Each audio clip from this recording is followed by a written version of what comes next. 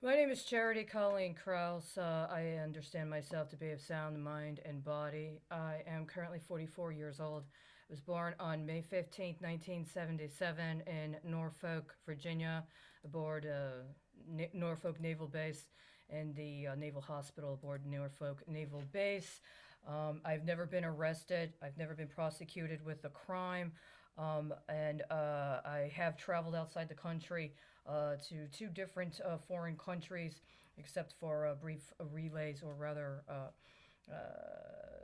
layovers via my air travel.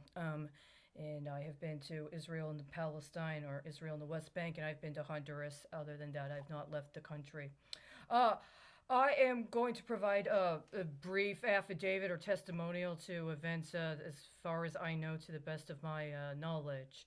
In early 2006, I was contacted by a former friend of mine from Chicago who told me she was in the course of assuming responsibilities for a nonprofit organization that worked with young girls and women that were involved with the sex trade. And she wanted me to apply as a co director to support her in the city of Chicago. I had previous experience as a newspaper editor and journalist, and for a brief time was employed at a facility as part of a paradigm of attempting to understand dynamics regarding what the distinction between illegal and legal prostitution was.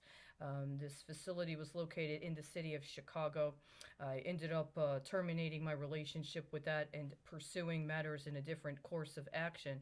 And so by the time she contacted me, not only did I have a sort of consideration of what was deemed to be appropriate in regards to understanding the context, but I also had personal life experience, which was required in order to be able to be a part of this organization.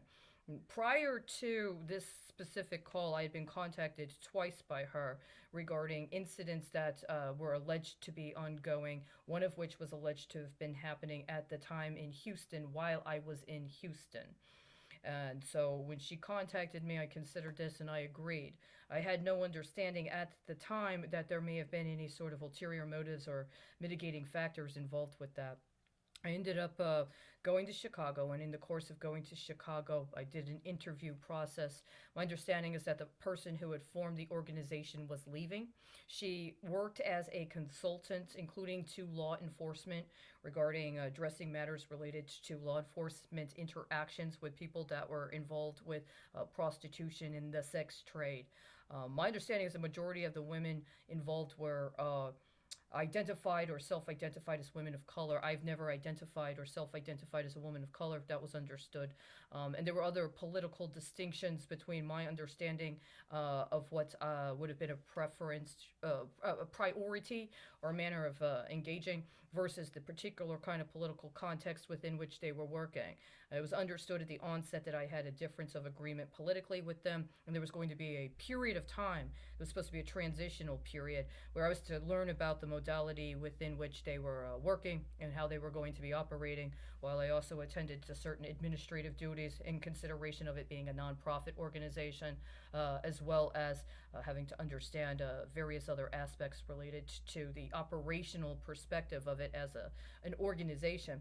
But the actual policy matters and the actual matters regarding the welfare of the people who were working for the organization were to be under her purview.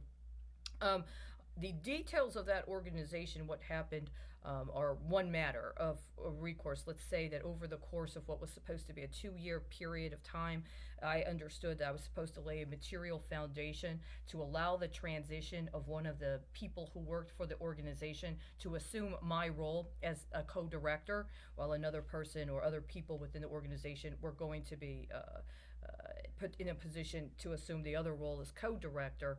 Mine was specifically connected to the financial situation, as well as an attempt to recruit members of the board of directors, a sort of operational kind of organizational matter.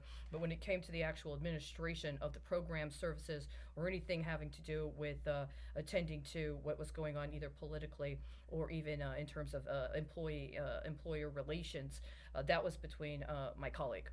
During this time frame, I had significant differences of perspective in terms of what the priorities were, not only in terms of the philosophy of the organization, which had its own harm reduction perspective. I was not very familiar with it philosophically or practically before I began working there. And after working there for a year, I was convinced that I was not going to be able to follow through with working with that specific topic and that specific kind of need from a harm reduction perspective. Not only that, but during the course of the time frame wherein regular activities were going around political development as well as information, there was an emergency situation that came up. At that time, I had a job where temporary job, where I worked as a receptionist in a medical center. Actually, it was a child psychiatrist. I worked as a receptionist for a child psychiatrist. He knew about my other responsibilities and seemed to be supportive. I did not understand there to be a conflict of interest, although there was, I believe, differences politically or philosophically in terms of how to deal with trauma counseling, for instance, or early childhood development, especially around psychological issues. But that did not come up. What did come up, however, during that time frame was an understanding I had that the emergency situation I had been exposed to at the job let me know that the manner in which my colleague and the other people that supported my colleague's philosophy intended to deal with it was not going to be compatible with my understanding of what was necessary. I, at that time, began learning self defense on my own. I was informed about a program that was being started in the city to teach self defense to women. I met in person with the person who was attempting to get the program together. I met some of the women who had started to join. All of these women were adult women. They were either around my age or just very younger. I'd say mid to late 20s, maybe early 30s. And the first day I went, every other woman except for me was African American. And the instructor was African American. And I asked very bluntly and directly within the first day, I said, is this supposed to be a program for teaching self defense to African American women? And I was told no, this was not intended to be only for African American women, but the request was put out, the offer was put out, and it just so happened that the first group of people that responded. The first group of people that wanted to participate were African American women. And if you don't, have a problem with being the only white woman here or the only non-African American woman here, there was no understanding or expectation this was going to be exclusively African American. So I continued to participate in this self-defense class or this self-defense course with another a round of women. Originally, there were three of us that started together, and then more ended up joining. At one point in time, we were training in a specific facility that was known as a dojo by somebody who also was employed in private security and had a very ethnically diverse student body himself. But we had a very specific program that was meant to be for women to study martial arts specifically. At some point in time, while I was getting to study this martial arts, and I was coming into an understanding of what my intent was, which I let my colleague know and I let them know that what I wanted was to study martial arts with the hope that one day I would gain proficiency so that I might be able to show or teach martial arts to other people, including young women. And at the time, there had been no agreement or there had been no real engagement with doing that within the context of my professional relationship or my professional capacity. But it was not as if I hid it. And while I did not say I expected to be able to do that, I let them know that I was studying self defense because I understood we needed to know self defense if we were going to be involved with the kind of work that presumably this organization was going to be involved with. I never tried to promote it within the organization. I never tried to make it a policy or tried to engage it. But at some point, there was another colleague who was an adult woman and was on the staff that I worked with. And I did invite her to see if she wanted to study. And she did end up later on coming and actually studying as well. So at one point, there were two of us that worked there that were studying martial arts with this group. Later on, as things started progressing with this group, it was no longer exclusively women. At a certain point in time, it ended up becoming opened up, and we agreed to have it opened up that we wanted men to actually be involved. And in fact, we were hoping that there would be men that would be involved with a group to train martial arts or to train self-defense to women, with an understanding that it was about supporting women, and that it was started in consideration of women's self-defense and also women's proficiency and potentially even mastery of martial arts and what that intended. Of course, in pursuit of such things, you got to also deal with the spiritual dimension. So different people were going through what they were going through in this regard. By the end of 2007, however, I kind of had a sort of, shall we say, disagreement on a very profound level, that I became very convinced that what was needed practically in a full spectrum understanding of the context was that I needed to be able to pursue more comprehensive full time study of and training and self defense, which I was understood at the point in time that was actually an option. That I was actually in a track where I could be trained to actually be an instructor of martial arts and would be in a position within a period of time to actually be able to do that in a full time capacity. And that I had to make a formal break with the organization I had previously been working with because I did not agree with it politically, but also because the role I was in, which was supposed to be primarily about dealing with the financial matters related to the organization, was not being addressed in a manner that had expectations I could meet. There were specific requirements or there were specific parameters around which information was allowed to be presented in order to try to seek funding. And I, in the role that I was supposed to perform in that regard, did not believe I was being apprised of the information I needed or that I was receiving the documentation I needed in order to be able to meet the expectations of what I had been told was required for my role. And so that combined with my political disagreements about the kinds of priorities and the manners in which they were attempting to pursue political goals were things I didn't agree with. So I made a separation. I bring this up because things happened after that, things that I did personally, things that may or may not have touched upon things I'd done previously in my life, including by the end of 2008, by the end of the summer of 2008, after I'd spent some time outside of Chicago and had worked as a cook in a Girl Scout camp during that summer, I returned to Chicago. And when I returned to Chicago, I became involved with a political campaign for Congress.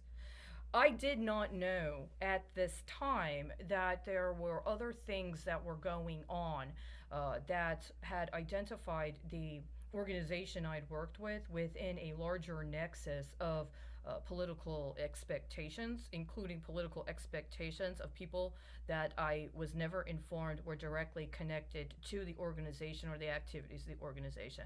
I believe this is about more than just being in a common funder network, as I was aware of who some of the institutional funders were for the organization. I believe, on the other hand, now, what happened was that that organization and the transition that organization was making was somehow identified.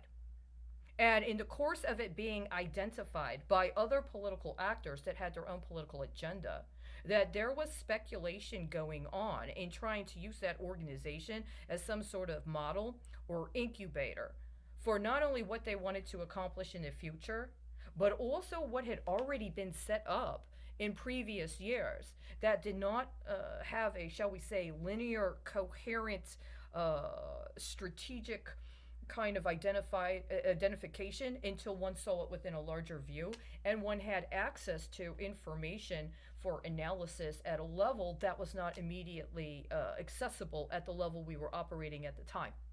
So after putting these timelines together and seeing, at least how I understand, that the part of what, for instance, constituted the financial or the monetary crunch that we were in, the monetary problems that were the organization was having when I first came in were in a larger context. And somebody had identified that context and its political transition as part of a longer term scheme for political priorities and in a political process that we were not informed of and that we were not addressed or we were not, nobody attempted to acquire our consent in regards to it. Now, I understand that part of what was going on is that the organization had to deal with concerns regarding the law and what was legal and what was illegal And that some of these things that had to be dealt with could also provide people with exposure to risk or even danger, including lethal or fatal danger. This is not something I had not had personal experience with in other contexts, right? But it's also not the kind of thing that I believe is acceptable to continue to try to allow to be extortionate or to be used as blackmail. If, in fact, as I understand, it was actually used within somebody else's political campaign or hedging strategy, and the implications of what they attempted to do are as monumental as I understand them to be. I was not aware and would never have accepted a process whereby one would attempt to politicize forcing teenage girls into acts of prostitution so as to normalize, legitimize, or eventually legalize prostitution, or to legalize, legitimize, or normalize the sexual exploitation of young people. Even if one was trying to incorporate or inculcate a political paradigm wherein prostitution and the legalization of prostitution was to be addressed or confronted within the context of some sort of workers' rights. If nothing else, it brings up issues related to child labor, and not only child labor, but also the manners in which sexuality are used in acts of extortion and blackmail, including in manners to try to entice or recruit people into illegal organizations or illegal criminal operations. This is one of the reasons why prostitution is such a controversial issue and why it has to be evaluated in a comprehensive context. It's also one of the reasons why it's imperative, I believe, for anybody that is going to try to be honest and forthright about the risk associated with addressing people that are in that level to understand it is also one of the greatest contexts wherein someone is going to be exposed to physical violence, including lethal violence. And I believed at the time and still believe it is irresponsible for people to try to approach anything related to prostitution or anything about the alleged sex trade without understanding that it is one of the places at the highest risk of physical violence. And you cannot talk honestly about supporting anybody, whether they're forced into it or in some way think that it is an acceptable survival option, without also addressing the need to teach and to assure that they understand very basic means by which to defend themselves, including physically. And so this was the major political disagreement.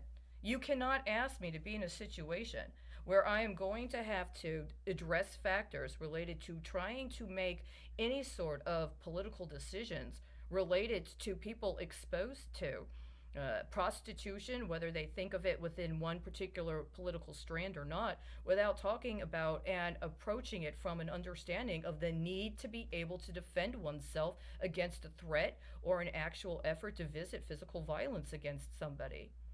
Now, there are a variety of other perspectives I understand that people that address these issues confront it from and address it from.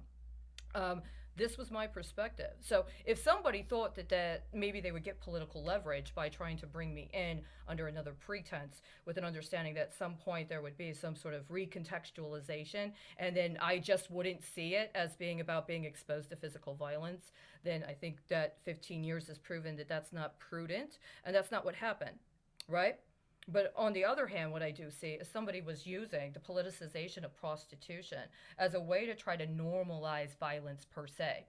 And that's not just particular kinds of sexual violence, including sexual violence that include the sexual exploitation of youth, but also violence that is connected to what is being misrepresented as some sort of market activity outside of just actual direct sexual contact, including what is allowed to be considered the digital media, including the kinds of alleged emerging technologies that are also a part and parcel with processes of transhumanization, or rather cybernetics, and things that would otherwise have been about a necessary consideration of the way we intersect with technology, or how human need and human possibility can create a variety of different contexts for social and political organization, as well as concepts of rights and empowerment. Obviously, have to address it from the most basic perspective that has been part of the modern context of political discourse overall, which is ownership of the means of production.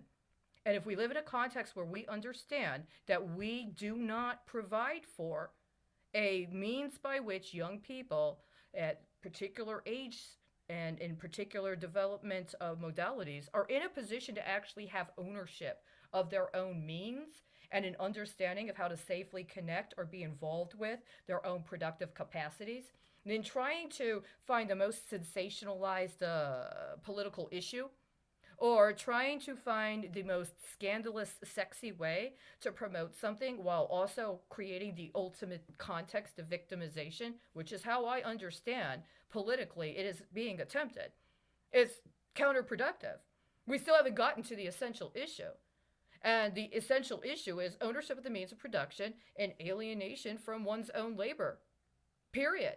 And so, any context around this being about sex work, or any context of this being around some sort of empowerment, including an empowerment, understanding people's capacity to have sexual liberation or to try to fight patriarchy, has to deal with it in its most essential political question, which doesn't need, by the way, to be remanded to the most ultimate scandalized taboo aspect of our political spectrum, which is sexual exploitation of minors.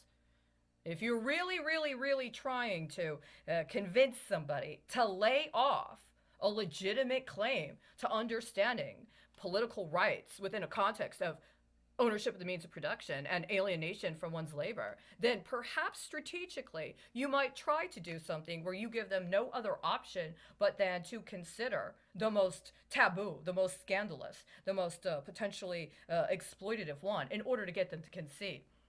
Well, it's so extreme, it's so dangerous, it's so risky, you're going to have to compromise. I don't believe that at all.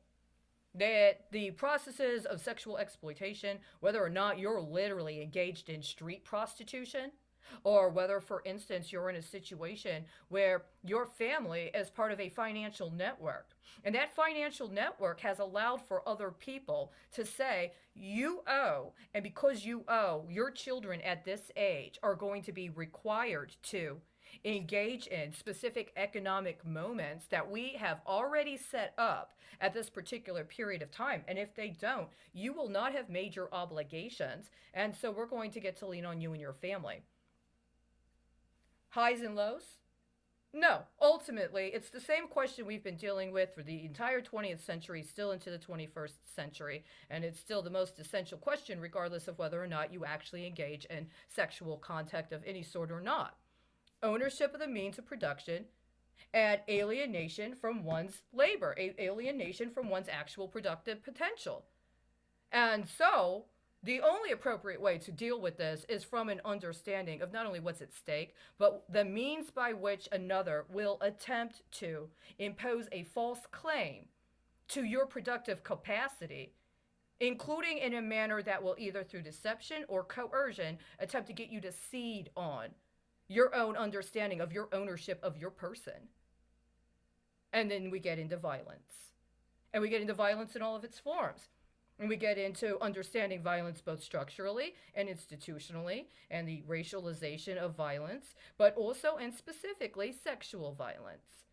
And the concept of understanding that violence is also something that has a particular kind of contextualization depending upon where you come from. And so if we're talking about a political issue or political perspective regarding nonviolence, including a concept, for instance, of passive resistance, or a concept of understanding conscientious objector status when it comes to responding within a culture of violence, then those would be more an appropriate, I think, contextualization, especially if we're talking about what it means to expose minors to this kind of violence, including sexual violence. But to try to create it in some sort of sector, or as if it is a trade, so that then it can be allowed for a particular kind of positioning within a nexus of institutional political organizations, is not appropriate. And if it does then at some point necessarily have to intersect with, for instance, the healthcare sector, whether we're talking about it from a public health perspective or whether we're actually talking about the physical results of being exposed to violence, then again, what we have to talk about is assuring that our intersections with the healthcare sector have also approached it from a perspective of understanding ownership of our person, which means informed consent, and which means respect for biological and genetic materials, and which means not giving people medically unnecessary treatment.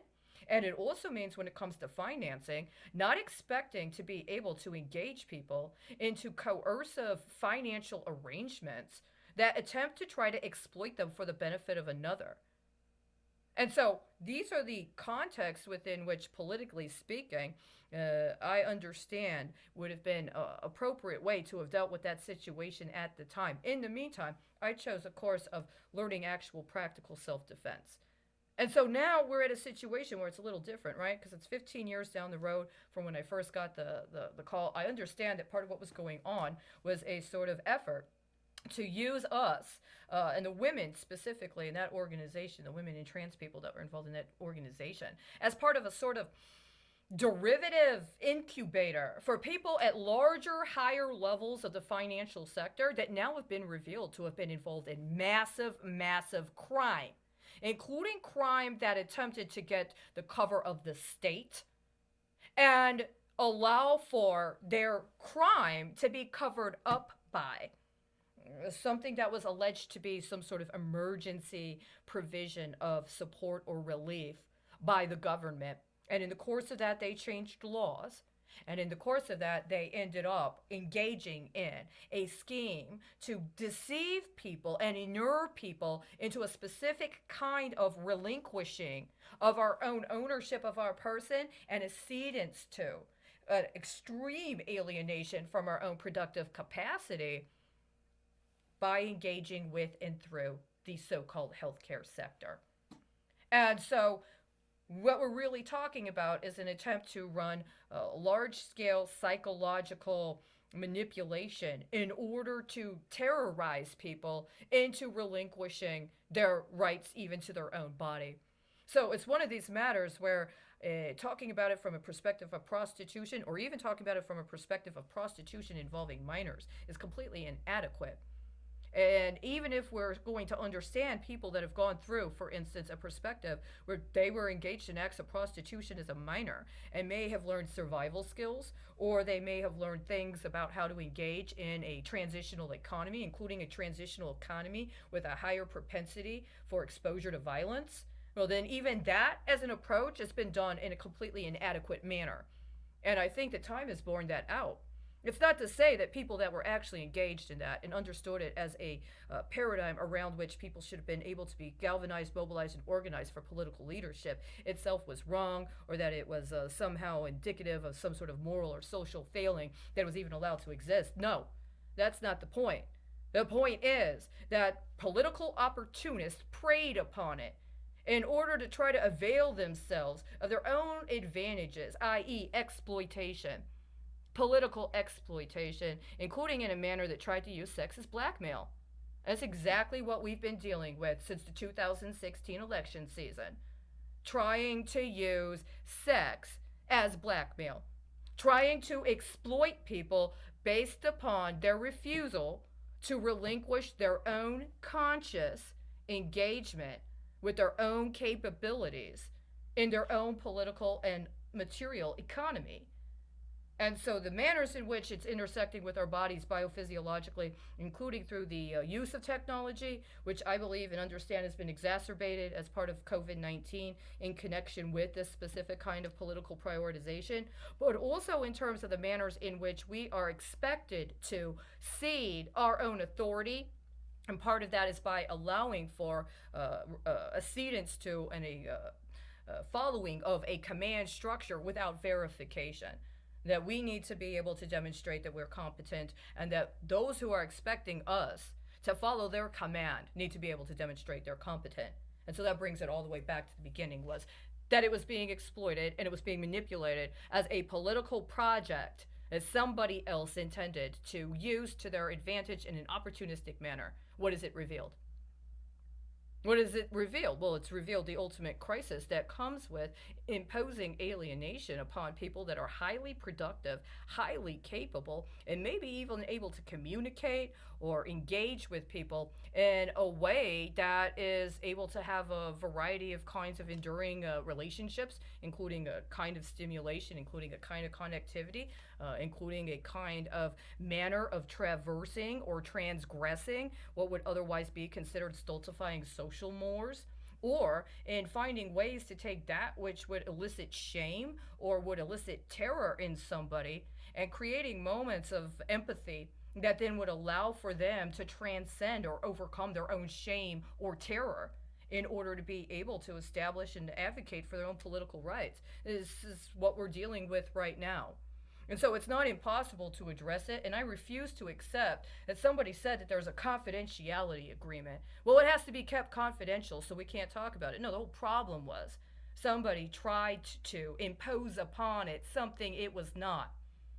And those who thought that they were handling it have not done a very good job. Because let me tell you, even if they had thought that it was somehow about intelligence recruitment activities, which would, I believe, be supported by a release of information connected to the closed door session of the Senate Intelligence Committee in the summer of 2000, right? Even if somebody tried to do that, which I understand somebody did. If somebody saw that from their perspective as being about some sort of intelligence recruitment strategy, and that's why it's supposed to be confidential now, but that's not what it is, and that's not what it was. And you're not going to be able to say through some sort of incursion or of encroachment of an attempt at some sort of law enforcement apparatus operationalization, and then that's what is supposed to be debased and degraded into. What we've seen in the last 15 years is that intent has come to bear.